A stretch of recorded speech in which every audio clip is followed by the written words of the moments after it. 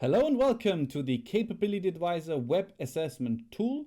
This is part 2 of looking at the Assessor panel, and today we're going to look at calculation, consolidation and overruling.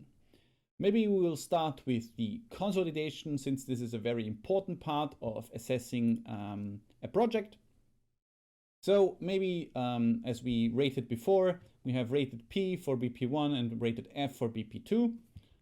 If we open up the notes, there is this little button, Other Notes, which we can use to extend the notes our colleagues wrote. So myself, I've already put in some notes. There's a demo note, noting a strength. I myself found a weakness as well, and I've already put in some comments. For consolidation purposes, if you want all the notes, all the information you found during the interview in one place, you can use this to click the little arrow button here.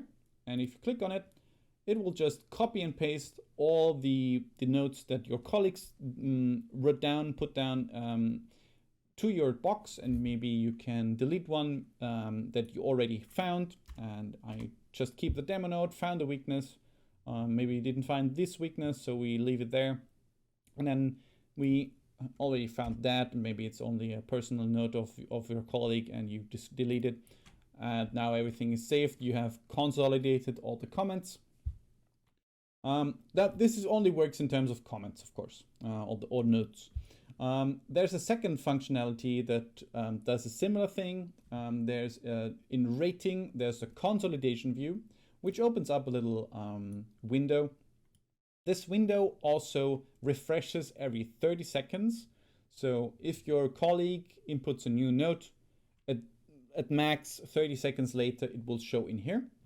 And in this little view, you can also see what their colleague rated. So I myself rated L, and we now on the demo assessor account, we rated P. So this maybe is fine. Maybe we disagree on some things. Maybe it's further apart, one rated P, one rated F, then we have a problem probably. So we need to consolidate that and find an agreement on what we want to rate as a team. So, okay, let's say we want to change our rating to L. So we go here back to the assessor view, we change it to L. And once the refresh period is done, I will manually refresh now with F5. Now it shows as L. Okay, perfect. We are consolidated. We have all the notes we want. We can move on. You can work on this like that. As you can see, the Tobias Zietner, myself, I have not rated the rest, so it's just an example.